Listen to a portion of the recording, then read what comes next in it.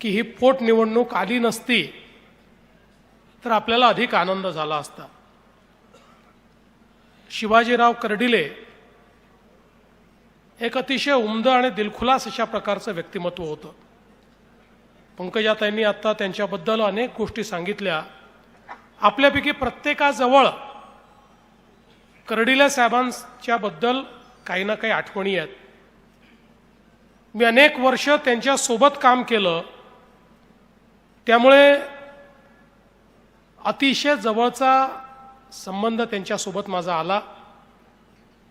चांगली मैत्री देखील झाली आणि त्यातून कर्डिले साहेब हा जनतेचा माणूस आहे हे नेहमीच माझ्या लक्षात आलं। त्यांच्या ठाई नेहमी जनतेचा विचार असायचा। सामान्य माणसाला आपल्याला काय न्याय देता येईल हा प्रयत्न त्यांचा असायचा।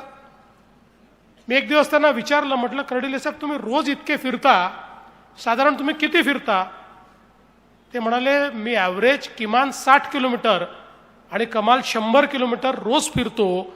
इतक्या मोठ्या प्रमाणात त्यांचा हा जनसंपर्क असायचा आणि अतिशय चाणक्य बुद्धी।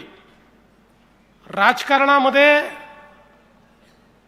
अतिशय धोरणी अशा प्रकारचे राजकारणी कर्डिले साहेब होते। कोणाला नेता बनवायचं आणि कोणाचा करेक्ट कार्यक्रम करायचा याची नेमकी माहिती असलेले कर्डिले साहेब होते।